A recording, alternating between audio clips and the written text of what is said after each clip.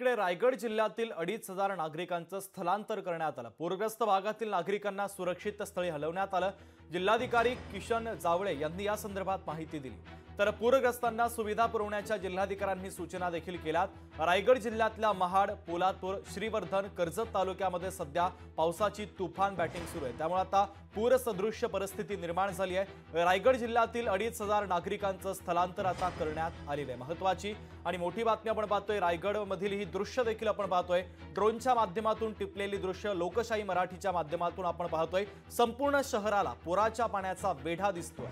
तर वाहून जाणाऱ्या नागरिकांचं रेस्क्यू करण्यात देखील यश आलेलं आहे। नागरिकांना सुरक्षित स्थळी आता पोहोचवण्यात आलंय। जिल्हाधिकारी किशन जावळे हे संपूर्ण परिस्थितीवर लक्ष ठेवून पूरग्रस्तांना सुविधा पुरवण्याच्या जिल्हाधिकाऱ्यांनी सूचना देखील केलेल्या आहेत। आज हेटवणीमधून पाणी सोडलंय। हेटवणी आपल्या जवळपास 80 ते 83% भरलेलं आहे आणि हेटवणीचे आपण 2 फूट आणि 6 दार उघडलेले आहेत।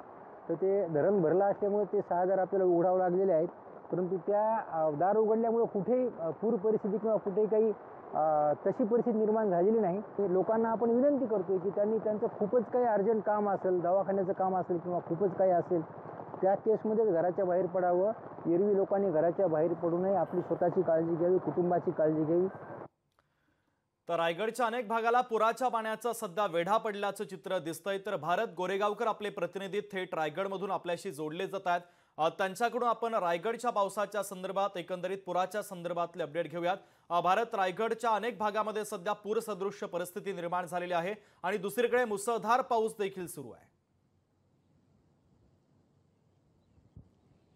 शुभम, रायगडमध्ये गेली 2 दिवसांपासून पावसाचा जोर वाढलाय आणि त्याचाच परिणाम आज सकाळपासून रायगड जिल्ह्यातल्या अनेक भागांमध्ये पूरसदृश्य परिस्थिती निर्माण झालेली आहे। विशेषतः कुंडलिका नदी, अंबा नदी आणि सावित्री नदी या तिन्ही नद्यांनी सकाळपासूनच धोक्याची पातळी ओलांडली होती। त्यामुळे सावित्री नदीतलं जे पाणी होतं ते महाड शहरामध्ये आलं आणि महाड शहराच्या सखल भागामध्ये बाजारपेठेमध्ये पाणी शिरलं। त्यामुळे महाड शहर हे बाधित झालं। तर महाड शहराच्या आजूबाजूच्या काही गावांचा देखील संपर्क तुटला गेला होता, कारण की छोटे पूल आहेत, साकव आहे, त्याच्यावरती पाणी साचलं होतं। त्यामुळे त्या तालुक्यातल्या गावांचा संपर्क तुटला होता। दुसरीकडे कुंडलिका नदीला जो पूर आला होता, अंबा नदीला जो पूर आला होता, त्यामुळे रोहा शहरात आणि नागोठणे शहरामध्ये दिवसभर पुराचं पाणी राहिलं होतं। सुदैवाने या ठिकाणी पुरामध्ये कोणती हानी आणि जीवितहानीचं वृत्त नसलं तरी नागरिकांचं वातावरण जर पाहिलं आपण तर जनजीवन विस्कळीत झाल्याचं चित्र पाहायला मिळतंय।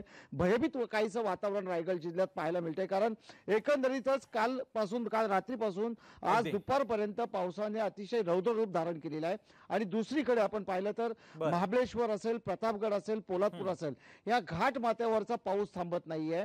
त्या ठिकाणी विक्रमी पाऊस झालाय आणि त्या पावसाचं जे पाणी आहे ते सावित्री आणि गांधारी नदीला येऊन मिळतोय। त्यामुळे रायगडमध्ये बऱ्याच ठिकाणी पूर सदृश्य परिस्थिती निर्माण झाली आहे। महत्त्वाचे अपडेट या पूरस्थितीच्या संदर्भातले तुम्ही पोहोचवलेले आहेत, तुर्तास धन्यवाद।